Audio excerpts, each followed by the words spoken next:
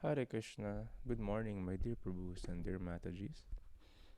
Thank you for joining our morning Japa session. And again, welcome sa ating Braj Bhakti Academy, Monk in the Middle podcast in the study of the Srimad Bhagavatam. Good morning. And again, few announcement. Thank you for those who joined, halos na, nasa Zoom, who joined the ISKCON Disciple course. That will be every Wednesday evening. And also, every Thursday, we would have Simple Living Higher Thinking course by His Grace Sridham Prabhu. And it is open for everyone. Just PM me the to inquire for ID and the password. And those who are also watching sa ating Facebook Live, Hare Krishna. Good morning. And good morning kay Riza, kay Rolly, kay John, kay Shat, and Radlet Prabhu. And more to come sa ating mga courses this coming weeks and months kasi ang dami nakaabang and niluluto. Of course, you know the drill. We should always start the study of Srimad Bhagavatam in the mood of request, in the mood of humility by reciting the invocation mantras. So I don't have the slide with me, but join me as we recite. Om Namo Bhagavate Vasudevaya. Om Namo Bhagavate Vasudevaya. Om Namo Bhagavate Vasudevaya. Narayanam Namaskritya Naram Chaiva Narotamam Devim Saraswatim Vyasam Tato Jayam Nashta Preyashu Abhadreshu Nityam Bhagavata Sevaya Bhagavati Uttamas Loke Bhaktir Naistiki Bhavati Naistiki. Thank you very much. Yan. Nawawala ang aking slide kasi si iCloud, tinago niya. Yeah. Hare Krishna. Si Hare Krishna. iCloud. Si iCloud, tinago niya. Kanina ko pa siya hinahanap. Good morning, Radhanath Prabhu. Hare Krishna. Good morning, Hare Krishna. And sobrang kakaiba yung mga nangyayari sa atin sa Srimad Bhagavatam. Kakaibang story na to. And as we know, sa Mahabharat, after the war, almost everyone was killed. Sabi nga, 650 million soldiers were killed. In both sides yon, the Kauravas and the Pandavas. Tapos there were river of bloods. Tapos, ang daming umiiyak, everyone is tormented. At the same time, everyone was happy because it was already over.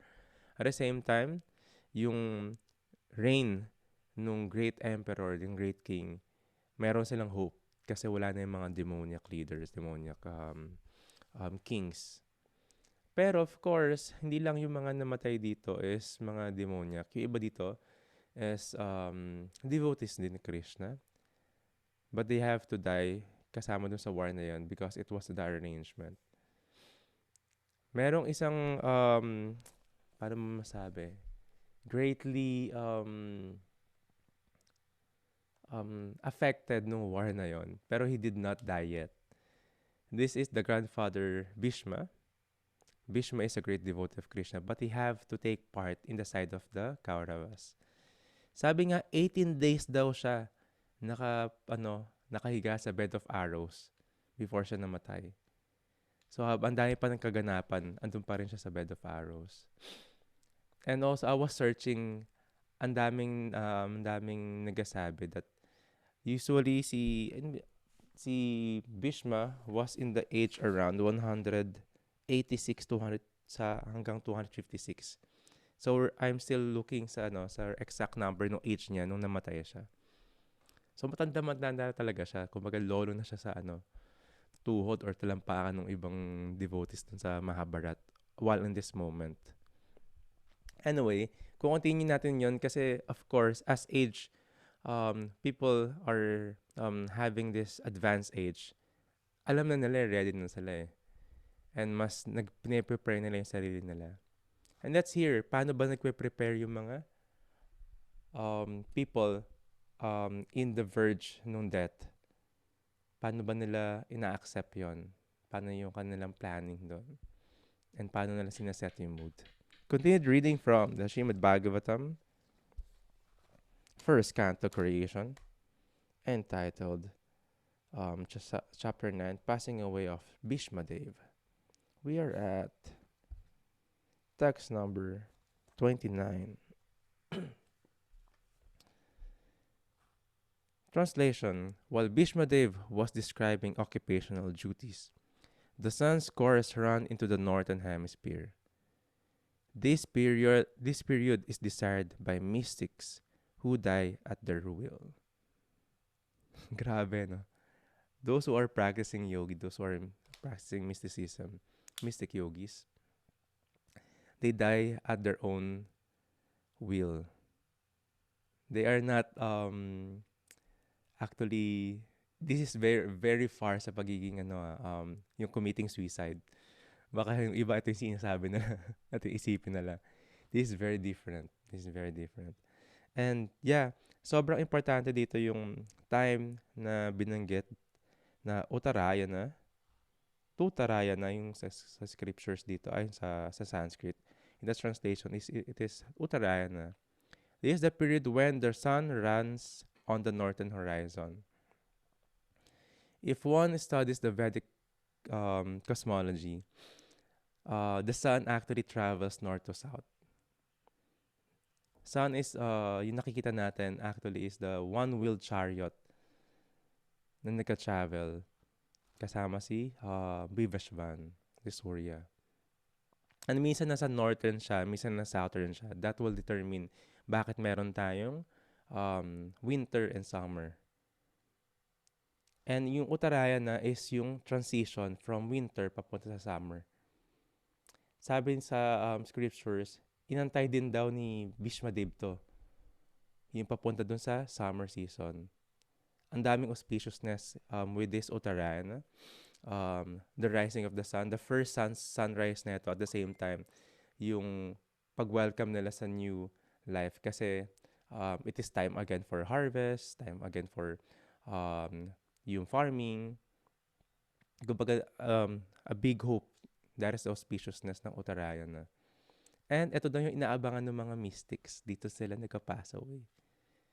This time. So habang nag-explain si Bhishma Dev kay Yudhishthir, dumating na yung inaabangan niyang oras. And ito yun, yung Uttarayana. Hare Krishna, Radhanath Prabhu, anything to share with this verse?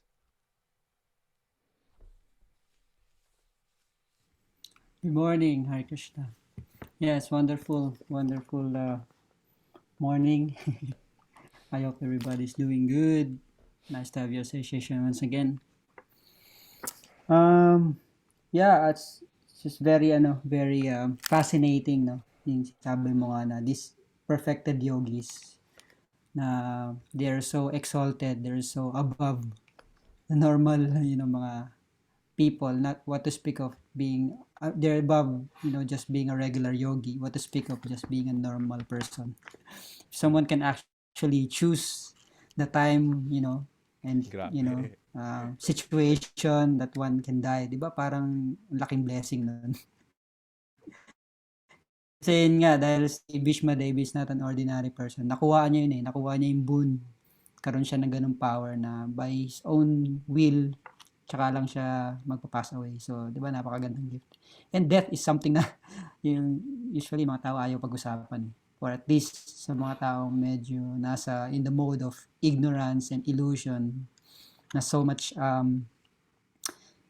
concentrated, so much in thoughts nila, nasa materialistic way of life. So, death is the subject matter na iniiwasan ng ng mga tao. And in fact, itong material world is built, parang nowadays, especially, it's built para ba yung mga tao makalimutan pag-usapan yung death.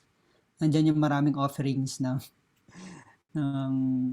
ating mga great minds in the society, how to forget the art of dying.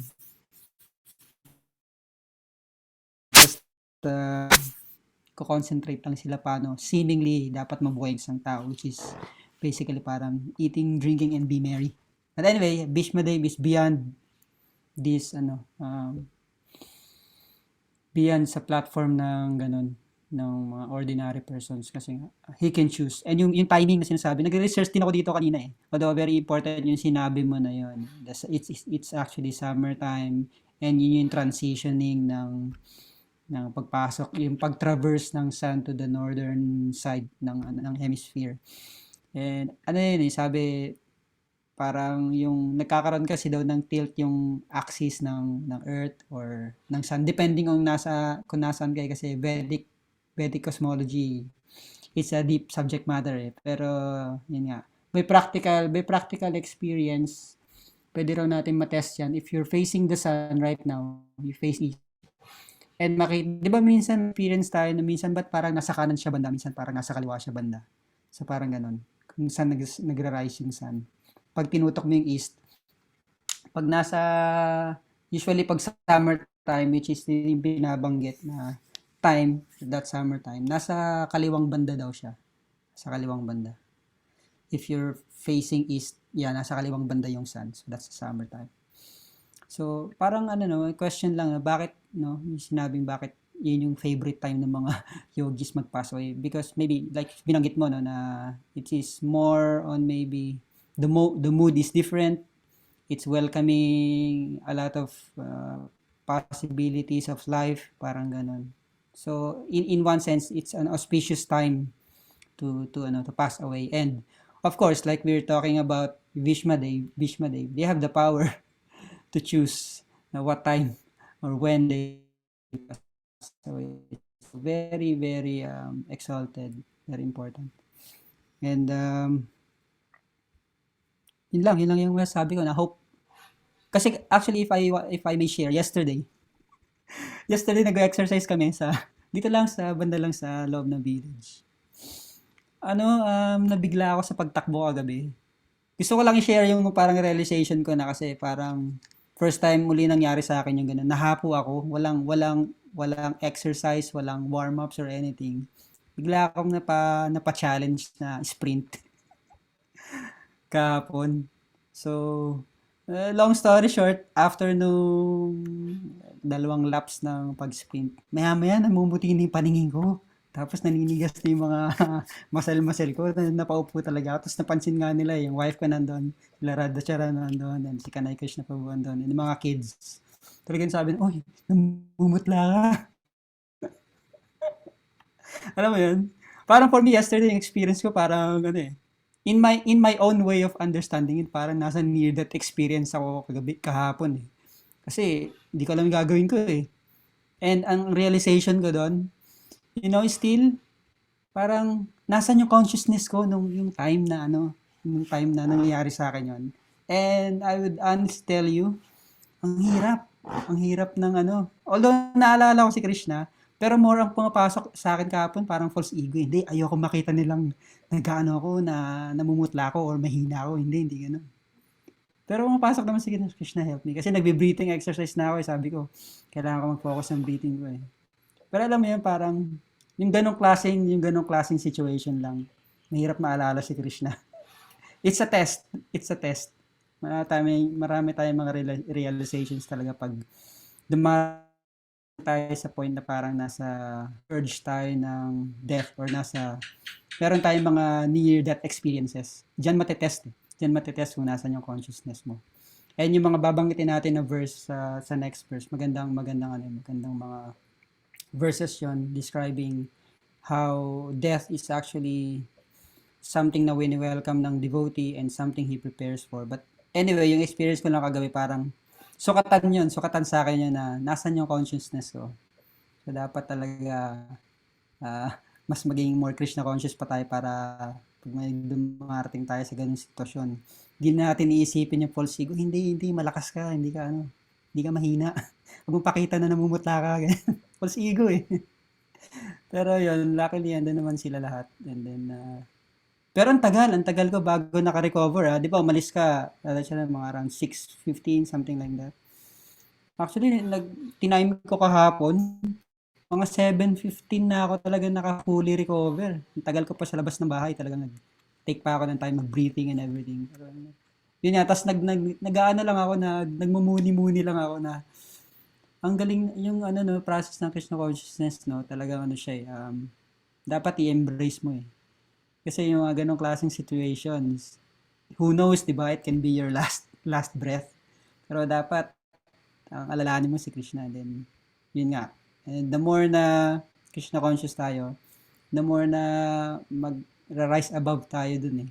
Or magiging successful tayo sa mga moments na yun eh. Kasi wala na tayo dapat ibang isipin kundi si Krishna. Pero anyway, hindi tayo kasing galing na yogi ni Bhishma Dev na at his will makaka-choose siya ng timings ng kanyang death. Pero yun lang yung gusto kong ma-share. Kakaibang experience yun eh. Yeah, umalas nga ako kagabi kasi kailangan mag-zoom na. Sabi ko, ano nangyari kaya kay Radonat? And napansin nyo, di ba, those who are devotees, yung mga bagay na nangyayari sa atin, lagi tayo nag-iisip ng ano kaya realization dito sa nangyaring to? Di ba? After some moment, parang quickly kagad, ano kayang realization? Ano kayang gustong message ni Krishna rito? And magandang yon, magandang practice yon. Actually, this time, babasahin natin yung mga nasa purport sa next verse kasi importante to. It is coming from Bhagavad Gita and ma-apply natin, especially yung mga experiences, saka yung mga for sure mga experience natin hindi natin maiiwasan. Translation, thereupon, that man who spoke on different subjects with thousands of meanings and who fought on thousands of battlefields and protected thousands of men stopped speaking and, being completely freed from all bondage, withdrew his mind from everything else and fixed his wide open eyes upon the original personality of Godhead, Shri Krishna, who stood before him, four-handed, dressed in yellow garments that glittered and shined. So sakto timing dito, and sakto na rin yung nangyari sa kanya is si Krishna is present. Tapos na rin yung kinakwento niyang lesson, yung tituro niyang lesson kay Yudhisthira. Then, he paused for a while, tapos wini-withdraw na niya yung senses niya. Mind you, nakatusok pa sa kanya yung mga arrows dito. Hundreds of arrows nakatusok sa katawan niya. So yes, this is actually a verse na pinapakita gaano ka-glorious yung acceptance sa preparation ni Bhishma Dev sa death. Sabi nga ni Radhanath Prabhu, yung devotees, welcome yung death eh. Hindi siya takot, di tayo nag-knock on wood. Let's not talk about death, knock on wood. Kung mapapansin niyo, laging pinag-usapan yung death sa scriptures, laging pinag-usapan yung death sa lectures, kasi part yon. Final exam. Yung mga ginagawa natin habang buhay tayo, we are preparing for that moment.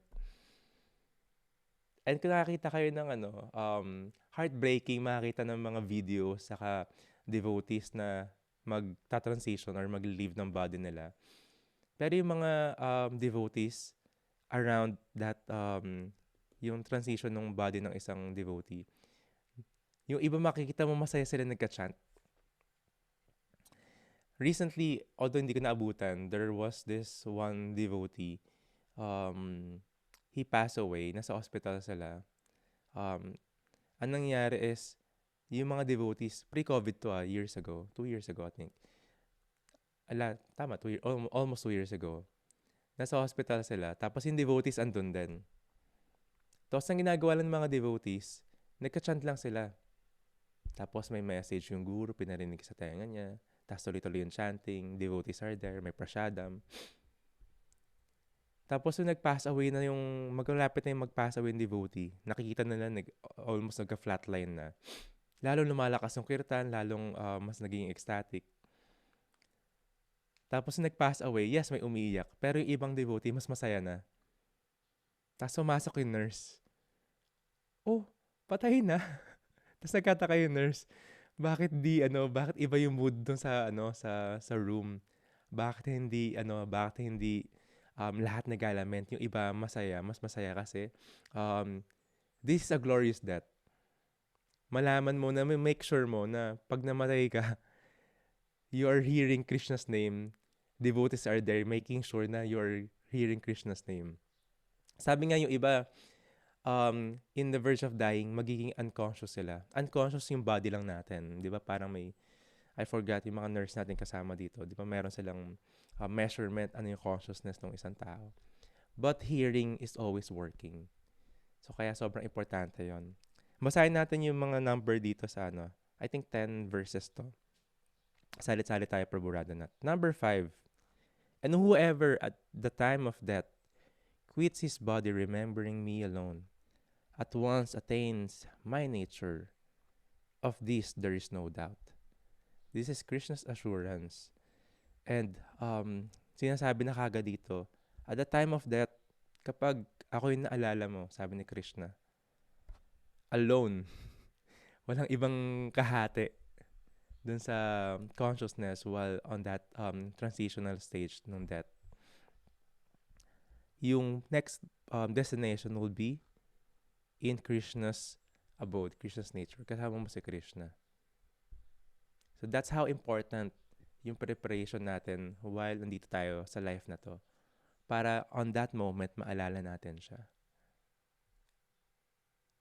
Radhat Prabhu. Number 6, let's see. Number 6. Whatever state of being one remembers when he quits his body, that state he will attain without fail.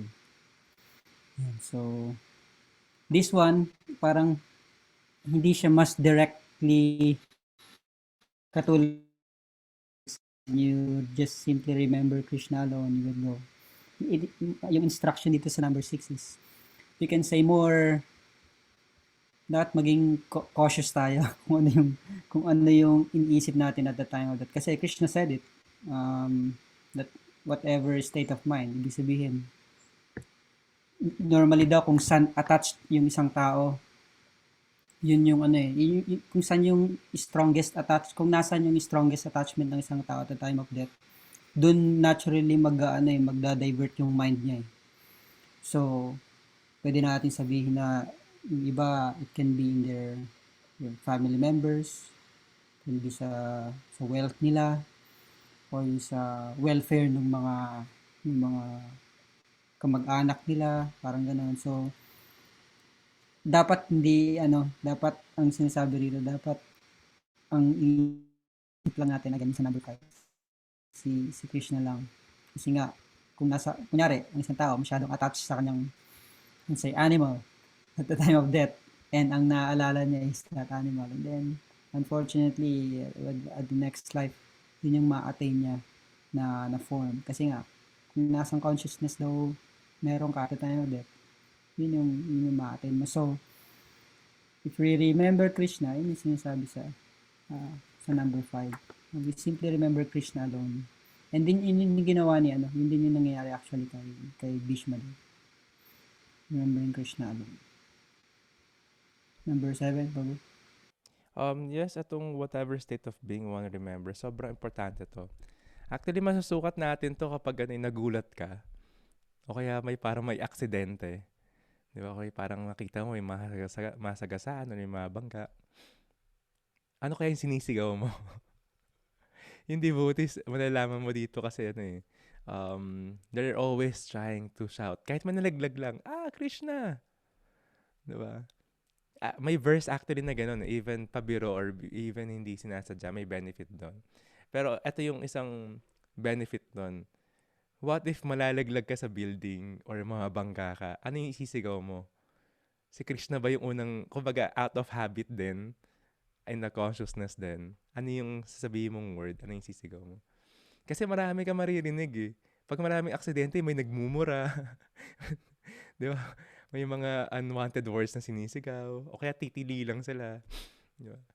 So, one way, parang isang sukatan to. Pag nandyan na yung death, ano yung unang maiisip mong isigaw out of parang muscle memory, subconscious, or habit mo lang. Kaya yung devote lahat, oh, Krishna. Pati nga yung OMG, ginawa nilang OMK eh. Oh my Krishna. Laging, kumbaga, kung lahat ng way para masabi mo si Krishna, malala mo si Krishna, gawin na natin. Kasi baka dumating nga yung moment na yon na hindi mo alam or ba parang yung iba sabi nila meron daw um sa scripture sabi rin merong may flashback. Yung iba parang may premonition, meron silang vision na ay parang alam ko na to, magkapaalam na sila. Pero yung iba wala talaga totally. So paano yon? Sana maalala si Krishna. And super importante yung yung mga example na to. Like si Srila Prabhupada, he was surrounded by devotees. He was even translating books. And yung last breath niya, Krish na. Doon siya nag-pass away na yun. Very glorious, very glorious.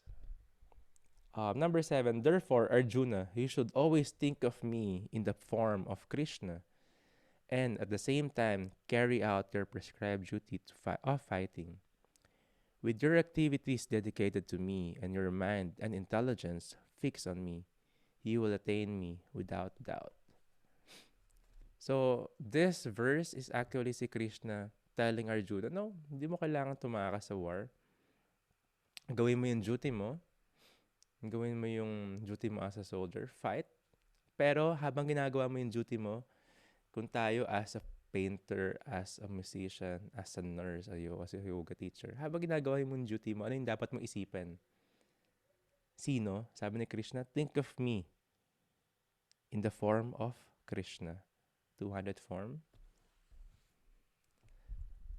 And at the same time, carry out your prescribed duty of being a yoga teacher, of being a leader, of being a soldier, or being duty of fighting. Then, para sa mga ginagawa yun, ano yung intention mo, we should always check. Ano yung intention natin, bakit natin nagawa yun? Sabi ni Krishna, with your activities dedicated to me and your mind intelligence fixed on me. So habang we are living, while we're doing this, Krishna is assuring, you will attain me without doubt. This is the preparation. Bakit may Krishna consciousness? While we are living, while we're doing our duties, while we are thinking about Krishna, actually yung mind and intelligence are dedicated kay Krishna. Minsan parang sa war nga parang si Arjuna may nagtanong, paano ba yun lumalaban si Arjuna? Siyempre, naasintan niya yung mga kalaban niya. Tama bang iniisip niya rin si Krishna? Sometimes di tayo directly maisip natin yung word na Krishna or yung form ni Krishna. Pero kailangan yung intention natin nandun para kay Krishna to. Or yung result ng work or ng activities ko, magagamit ko kay Krishna. Diba? And I would, hindi ko lang kung napansin ni Prabhu Radhanath, of course, yung ibang devotees would notice yung ibang mga senior devotees. When I was trying to serve Burijan Prabhu sa Hong Kong, yan sila Radhanath Prabhu, sila Mother Lalita, arranged for me to serve Burijan Prabhu, also Prabhupada disciple. Mag-uusap kami, tapos I will serve him. Tapos after namin mag-usap, or in between, wala siyang blanco moment. Lagi siya nagka-chant. May kukunin siyang bagay, maglalakad siya, or may inaantay siyang something na kailangan lumabas, or even sa computer niya. Lagi may chanting in between. Gumagawa lang walang dull moment. Lagi niya sinachant. Or minsan kakanta siya, minsan magka-chant siya. Hindi nawawala. And napansin ko din to kay Guru Maharaj when nag-shoot kami nung Kirtan Ras na album ay kasama sa Radhanath noon sa isang studio. So nag-uusap kami ni Guru Maharaj noon, tapos I have to talk to someone. Wala naman siyang dalang beads, pero nagka-chant pa rin siya. Dire-diretso pa rin yung chanting niya. Tapos nag-usap kami, binalik niya uli yung usapan doon. Kumbaga, makita mo yung devotee talaga. Sobrang Krishna conscious. They're not chanting in their beads kasi kailangan nilang tapusin yung rounds nila. They're chanting kasi they wanted to really chant. Kumbaga may taste sila doon. Yung counting ng beads nila ng rounds nila is one formality na lang. Of course, in the neophyte stage, we have to make sure na hindi tayo bababa sa minimum. And these devotees, advanced devotees, they're always thinking of Krishna. They're like really our example to follow sa footsteps. Yung footsteps nila. Number, tapos na ako 7. Radhanath Prabhu. Number 8. Number 8. He who meditates on the Supreme Personality of Godhead, his mind constantly engaged in remembering me, undeviated from the path. He, O Partha, Arjuna, is sure to reach me. So, lahat ng ano no, parang, di ba pag mayroon kang gustong sabihin na super important, talagang gusto mong ipa-instill sa mind ng isang tao, ba uulit-ulitin mo? So, yung mga messages na nakukuha natin dito kay Krishna is, one thing lang naman eh.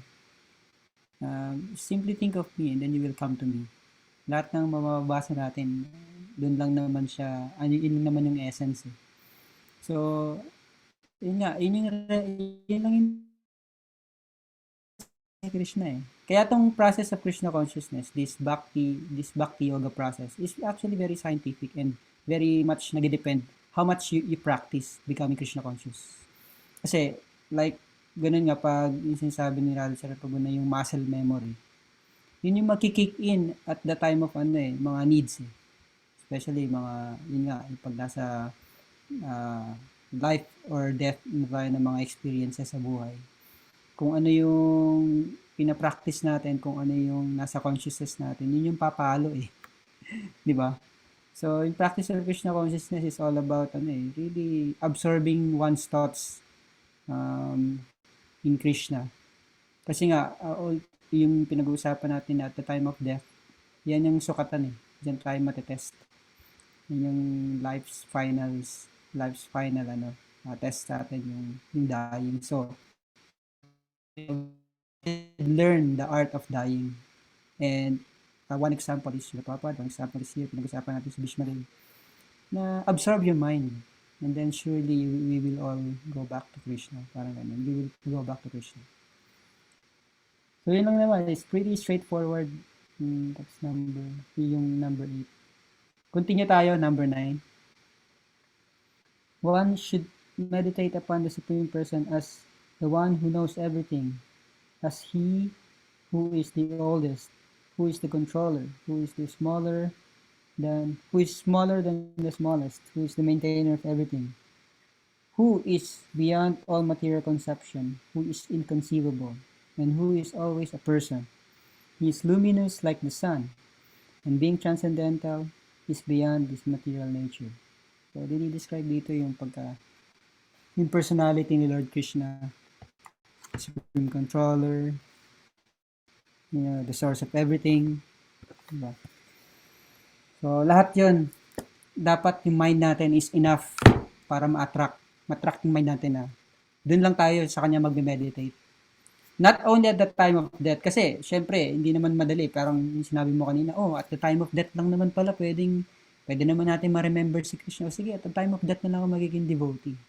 Parang hindi ganun eh. Hindi siya ganun.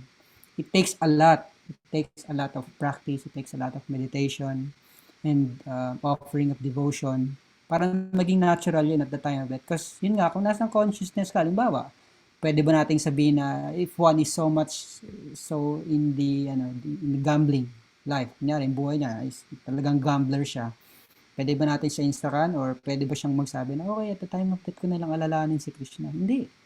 Malamang hindi niya maalala si Krishna. Malamang maaalala niya yung mga activities niya nung nagsusugal siya or gaano siya ka-attached sa mga bagay na yon, yung mga nakuha niya through pagsusugal, yung mga wealth niya, yung mga properties niya or yung mga personal effects niya. Malamang hindi niya maalala si God. Hindi ganun. Ang process of Krishna consciousness, like I was speaking earlier, it's very much scientific. It really depends on how much one practices. So lahat pinapractice eh. Yung pag-chant, yung pag-serve, lahat yan, mga practical application yan. Para yung consciousness natin is ma-fix. Yun lang naman yung talaga gusto ni Krishna eh, ma-fix yung consciousness natin sa kanya eh. While doing other activities, yes, because we're human beings, we are bound to do some things, but the consciousness, that's the thing that we should change. So, yun lang, very, again, very straightforward. We should always think of Krishna. And yung mga qualities ni Krishna na yun, na as king controller, who is, beyond all material consumption, inconceivable, lahat yun mga traits ng pagiging great personality ni Krishna. Na dapat enough na yun para ma-attract tayo sa kanya. And He alone ang maalala natin at the time of death. Yes, sobrang totoo yun. And one should appreciate Krishna's greatness para mas ma-appreciate niya yung sweetness ni Krishna. And kasama yun for us to be able to focus. Lahat, kumbaga, no cards unturned nga eh. Lahat no pwede mong makitang attractive sa buhay mo. Lahat papunta kay Krishna. Hindi lang yung sweetness, pati yung greatness niya, pati yung mysticism ni Krishna. He's the source, the ultimate mystic. Yung mga powers niya, yung talino niya, yung lakas niya. Lahat para mas ma-attract tayo kay Krishna.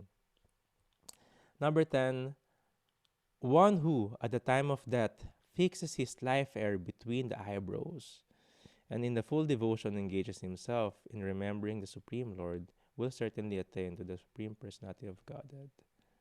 So this is actually the part ng Bhagavad Gita where it was being discussed, yung mga yogi, mystic yogis, how they are leaving this body.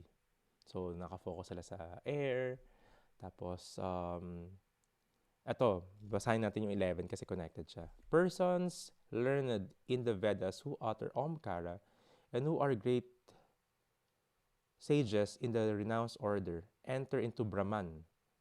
Desiring such perfection, one practices celibacy. I shall now explain to you this process by which one may attain salvation.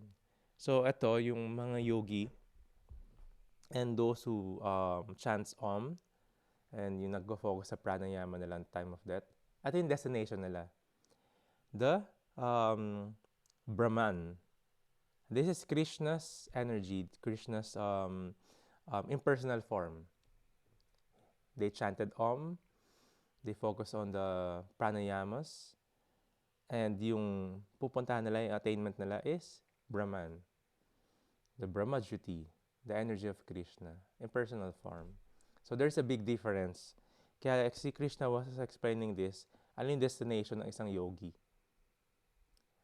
So take note, if you're gonna see this and compare mo sa verse, si Bhishmadev is going to a different destination after. Kasi si Krishna in his form, sabi nga rito, four-arm form nga yung minimeditate niya. So baka Vaikunta siya pupunta yun. So four-arm form ni Krishna. So iba yung pupuntahan nila. Personal yung kay Bhishmadev. This explanation is impersonal. Kumbaga mas mataas yung pupuntahan ng devotee. Kasi they are not just chanting Om. They are aiming to chant Krishna's name. And naalala ko yung kwento ni Navadip Chandra Prabhu na nakikinig siya sa habang nasa altar yon, nakikinig siya dito sa Facebook, nagko-comment siya sa akin. Si Navadip Chandra Prabhu, yung kwento niya in his near-death experience habang nagka-flashback yung memory niya ng buong buhay niya. May knowledge siya and he's trying to focus on Krishna. Pero habang nagka-focus kay Krishna, minsan lilihis eh. Sabi niya ilang beses lumilihis eh. Oh, gusto ko yung gawin to. Mga unfinished business niya, mga pangarap niya. Oy, Krishna, babalik ko muna. Baka, ito na yung death ko eh.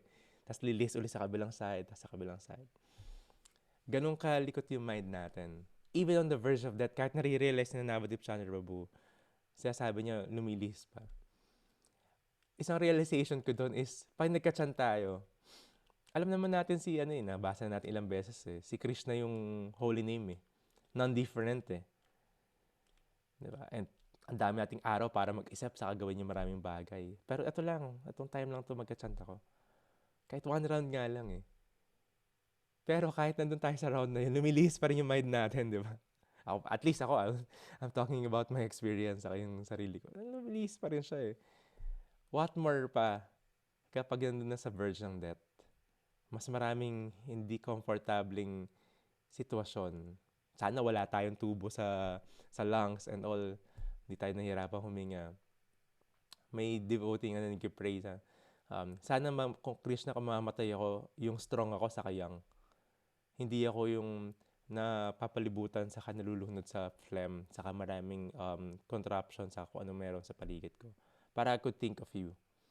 Kasi pag nangyari yon, ang hirap.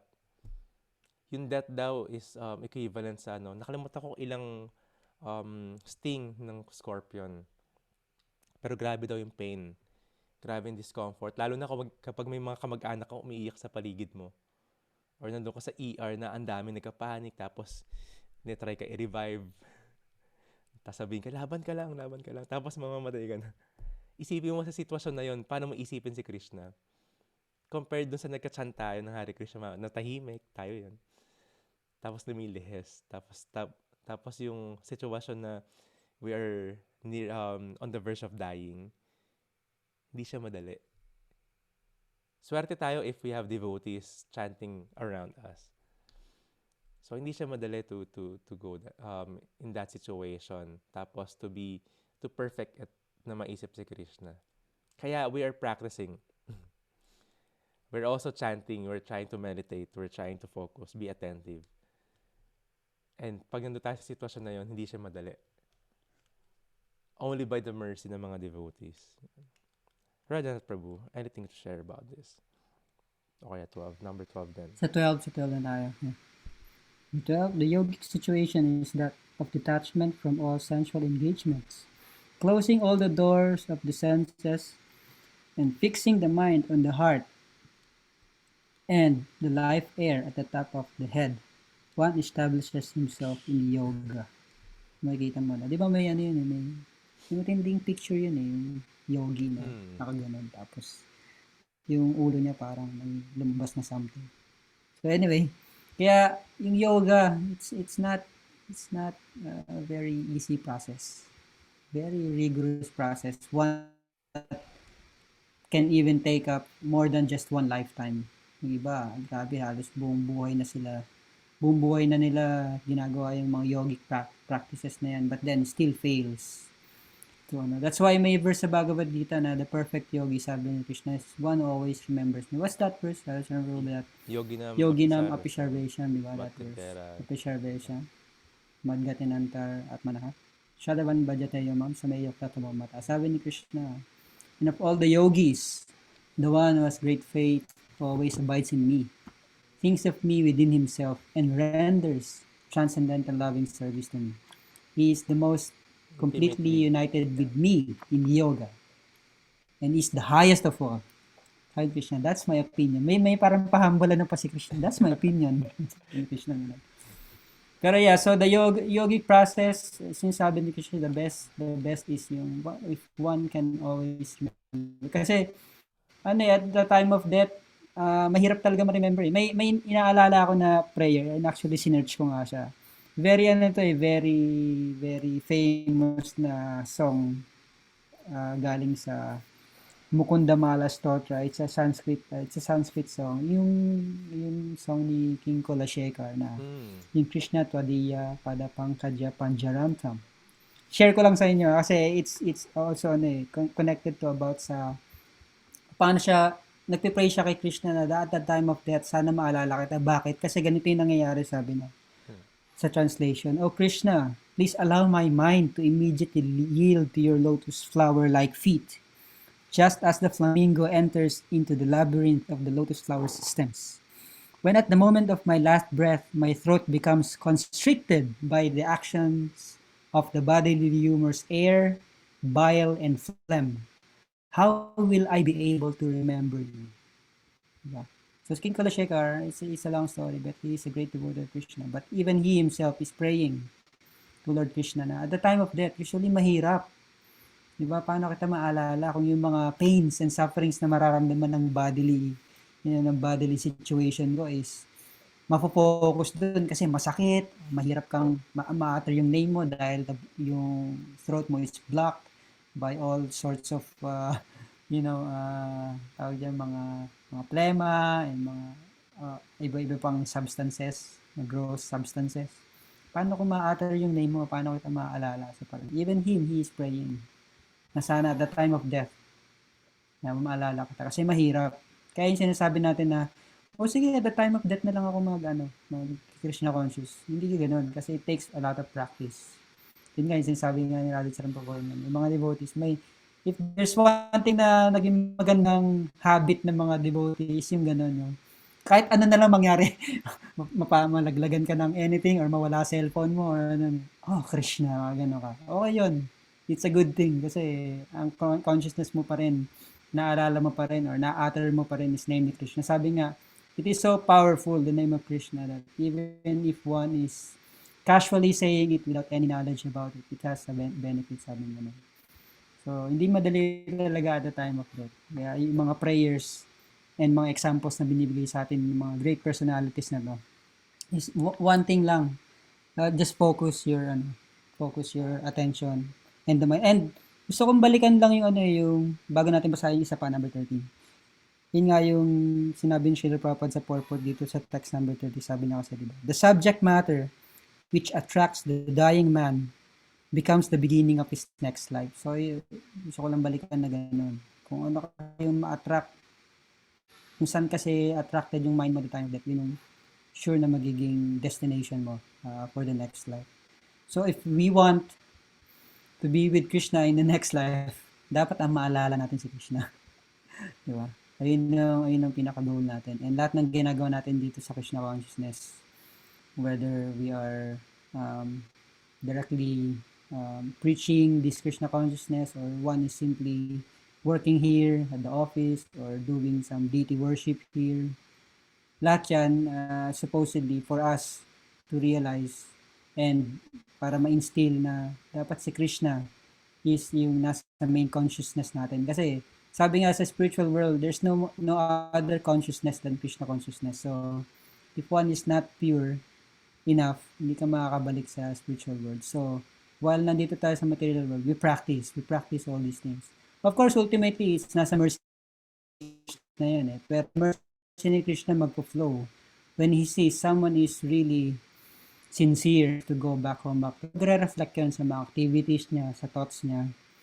So, yun. So, laging mabalik sa, it's a very scientific process. It's a very, it's practical science siya na you always remember Krishna, chant His name. And surely, yung mga activities na yun at the time that can protect you. So, basa pa ako ng isa. Number 13. After being situated in this yoga practice and vibrating the sacred syllable Om, the supreme combination of letters, if one thinks of the Supreme Personality of Godhead and quits his body, he will certainly reach the spiritual planets. So yeah, it's very, very wonderful destinations for Krishna's devotees. Nagasaran ka po? Yes, sobrang importante yung topics na pinag-uusapan natin. Pati yung next destination, depende dun sa attachment natin. What is the purification? Kasi di ba sabi nga ni Radhanath Prabhu, sabi sa scriptures, one could not be in the spiritual world kapag di pa tayo ganun ka-pure. Or hindi tayo pure talaga, 100%, 108%. Pero yung purification process, kailangan ba't magtago tayo sa gubat or tumira na lang tayo sa temple lang? No, this is the perfect example. Si Arjuna, ang purification na process na gagawin mo is, yeah, you fight. You do your duty. So we don't need to wait. If we are doing our duties, that is our purification process. The question is, habang ginagawa natin yung duty na yan, ano yung consciousness mo? Is it for Krishna, thinking of Krishna, dedicating it to Krishna with love and devotion? Or just doing it for the sake of doing it? Or the aim of having the result na material? So same, parang ang example dyan is the medicine na makukuha mo is coming doon sa same na elements kung saan ka nagkasakit. Just like consuming ng milk. There are times na when one consumed milk, magkakaroon siya ng loose bowel movement.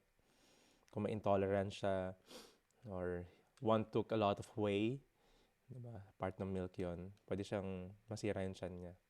The best medicine is taking of curd or paneer. Diba? Same thing, yung example dito. Kung ano yung pwede maging attachment mo, like sabihin mo na work yan, sabihin mo ng mahilig ka sa music, pwede mo maging attachment yan, pero ayun din yung gamot mo doon. Ano yung ingredient na kailangan mo ihalo which is Krishna consciousness. We have to dovetail this skill set, knowledge, or talents, or duties natin to Krishna consciousness, to service para kay Krishna sa devotees. At the same time, doing it with the memory, thinking, and dedication para kay Krishna. In that way, ma-verify tayo, madidetach nga tayo dun sa mga activities na yun eh. Sa result na yun eh. Just like si Arjuna, madetach siya, mawawala yung attachment niya dun sa name, sa result. Kung purification process siya, mas di tayo magiging attached. Number 14, for one who remembers me without deviation, I am easy to obtain, O son of Pritha, because of his constant engagement in devotional service. Remembers without deviation. Hindi pupunta sa gilid. Kay Krishna lang nakatutok yung remembrance niya. And no one could escape that. Kahit nga mag-yoga ka, ano yung last posture sa yoga? No? Sa yoga asana, dead pose. Kasi papunta lahat doon. Lahat ng animals na position mo, di ba? Maging dog ka, maging crow ka, maging lotus ka. Lahat ng position mo doon. Ano yung end palagi nung position ng yoga asana? Sa dead pose. Papunta yun doon. Papunta yun sa death. So, no one could escape it. Hindi pwede nilang ilibangin. Sabi nga ni Radhat Prabhu, bandang huli na ako mag-Hare Krishna. Antayin nyo nilang ako. Babalik ako ng temple pag nararamdaman ko na. hindi mag-work ng ganun yun. Kasi yung attachment natin, kung i-delay natin ang i-delay, mas grabe yung attachment natin sa mga bagay-bagay. And a story of Prahlad Maharaj, binabasa palagi ni Guru Maharaj to sa reading niya, saka sa lectures niya, in Srimad Bhagavatam classes. 5 years old lang siya. Pero pag pumapasok sa school of demons nga daw yun eh. Yung mga kalaro niya, hindi siya nakikipag-sport sa kanila. Hindi siya interested. Just like si Narada Muni. Hindi sila interested. Pinipreachingan niya yung mga kaklase niya na maging Krishna conscious na tayo ngayon. Yung mga kaklase niya, hindi. Mga bata pa tayo. Bandang huli na natin yun yan. Mag-enjoy muna tayo ngayon. Hindi pa tayo mamamatay. Pero si Prahlad Maharaj, no. We must do it now. Now is the time. And no one have the assurance na tatanda tayo. Prabhupada is saying, yung pagiging old, wala siya sa number of years. Or puti na buhok mo, old ka na. Or after 50, old ka na. No, you can still feel young. Being old is, nandun ka na sa moment na malapit ka na sa death mo. The only thing is, walang makakapagsabi kung kailan tayo mamamatay. Only Krishna knows. So, lagi tayo na sa old age. Lagi tayo nandun sa verge na yon. We don't know. Si King Pariksit, for the Srimad Bhagavatam, alam niya, 7 days. Swerte siya. Yung iba may taning yung buhay nila, 6 months, 3 months. Diba? Or yung movie na Bucket List, si Morgan Freeman. Alam nila na may taning sila, ginawa nila yung dapat ginagawa. Eh, paano pag di mo alam yung wala kang taning? Hindi mo alam. 7 minutes, 7 seconds, 7 days, 7 years, 7 months. So, ganun ka-importante yun. Doing the practice now. Ayan. Number 15. After attaining me, the great souls who are yogis in devotion never returns to this temporary world, which is full of miseries, because they have attained the highest perfection. No turning back. Kasi this world is full of miseries, the threefold miseries coming from nature, adidaivic, coming from other living entities, adibodic, and coming from our own self, adiatmic. A lot of miseries could come. And no turning back na raw pag pumunta na sa spiritual world. And they are also considered as great soul. They're very pure. Radha Prabhu. You can also read in 30 seconds after. Yeah. Just before we go to text number 31, may gusto lang ako quickly share about dito sa verse 30. Yung nabanggit na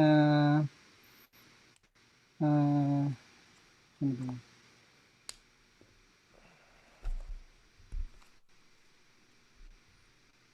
Sri Krishna who stood before him four-handed sa vision ni Bhishma Dev. Kasi parang magtaka sila, 'di ba? Yung mga pictures wala, hindi naman 400 si Krishna nung nandun siya kasama si Bhishma Dev. So actually, may sa commentary ng mga great at natin sinasabi na yung form na nakikita ni Bhishma Dev na 400 form ni Krishna is actually siya lang nakakakita noon. Everybody else seeing Krishna as who he is, the 200 form. Pero somehow, ginrant ni Krishna sa kanya yon kasi siya lang na nakakakita na 400 form kasi may tinatawag na Ishtadev. Ishtadev niya daw si Krishna in that form, na Narayan form. Ishtadev means sa Sanskrit, para siyang you can say, ang literal meaning kasi ng Ishtadeva daw sa Sanskrit is cherished divinity. Pero in layman's term, para siyang favorite deity, sinasabi. So, ginagamit siya na term sa Hinduism or sa practice ng Krishna consciousness, sa deity worship, pag sinasabing Ishtadev. Parang favorite deity mo siya. Parang, for example ako, ang favorite na image ko ni Krishna na laging gusto ko nasa mind ko is yung meron siyang hawak na flute na parang naka-sidelong glance. Yun ang Ishtadev ko. May iba ang Ishtadev is the Radha Krishna form. May iba Ishtadev nila is the Lord Nishingadev form. Iba Lord Chaitanya's form of Krishna, like this. So, parang yun yung favorite form mo ni Krishna. So, apparently, ang dinidescribe dito na 400 form na nakikita ni Bhishma Dev daw at that time is yun nga, yun kasi yung favorite form niya ni Krishna na 400 form, na Narayan form. So, Krishna is also, again, very much kinufulfill lang yung desire ng devotee niya. Of course, Krishna is already there, the 200 form, the most beautiful form of Lord Krishna. Pero yun, kasama sa package eh. Si Krishna kompleto pag tumrabaho. Lahat binibigay niya para sa devotee niya. So yun lang, just small trivia na hindi lahat nakakita nung 400 form na yan. Apparently si Bhishma Dev lang. Yeah, so just very nice. So text number 31. Basahin na natin text number 31. By pure meditation, looking at Lord Shri Krishna, he at once was freed from all material inauspiciousness, relieved of all bodily pains caused by the arrow wounds. Thus, all the external activities of his senses at once stopped, and he prayed transcendentally to the controller of living beings while quitting his material body. Ang gusto ko lang ma-share dito na word is actually, 2 words lang. Wish ko lang. Hindi pala. 3 word pala. Wish ko lang.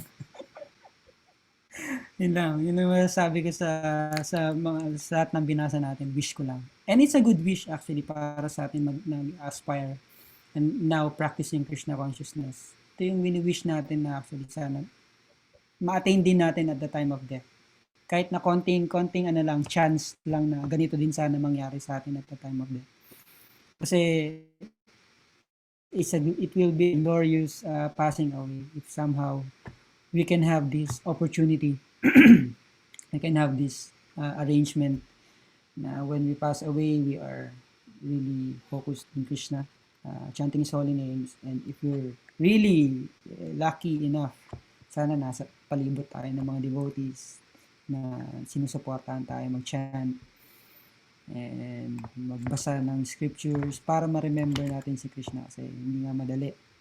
Pero one thing is for sure, Krishna says He will never perish His devotees. He will always make an arrangement para sa kanyang mga devotees. Kasi nga, if one thing na gusto ni Krishna mangyari is makabalik tayo sa Kanya. So, if we are sincere enough, we're serious enough in this practice of Krishna consciousness, then sabi nga, this death is parang compared to yung mother cat at saka yung kitten and the mouse, parang ganun.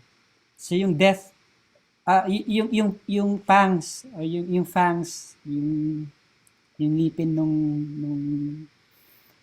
mother kitten na yun, for the mouse, it's the most frightening sight to see.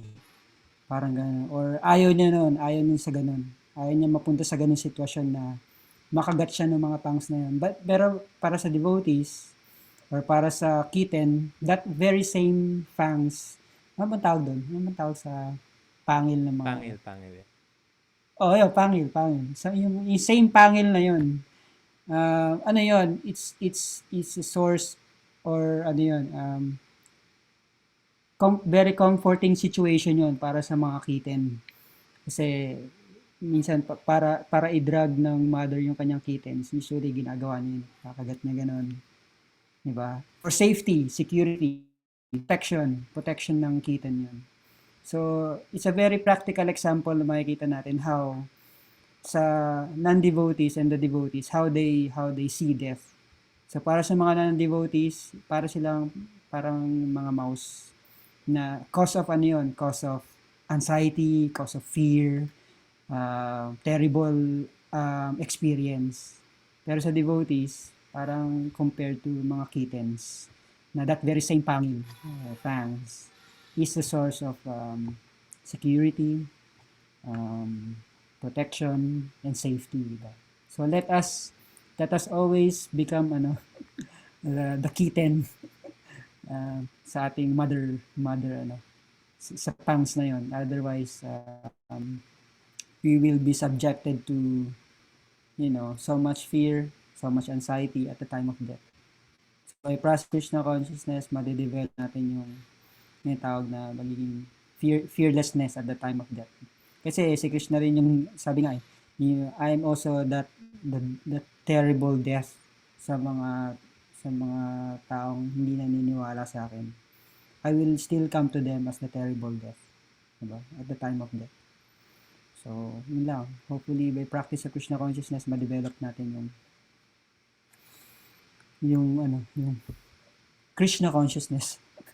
By the process of Krishna consciousness, we develop Krishna consciousness. The process and the goal are the same. Napakaganda. Thank you very much, Grantaraj Srimad Bhagavatam Ki Jai. Srila Prabhupada Ki Jai. Grandfather Bhishmadev Ki Jai. Gaura Premanande. Thank you very much, my dear Prabhus and dear Mataji's. Kita-kita tayo ulit. Announcement will be posted sa ating mga group chats. Hare Krishna. Oh, yung iba pala makikita ko today talaga. Yan. Sige. Thank you very much. Yung iba, lalamove lang. Hare Krishna. Radhanath Prabhu, thank you very much. Maraming salamat. Solid. Bye.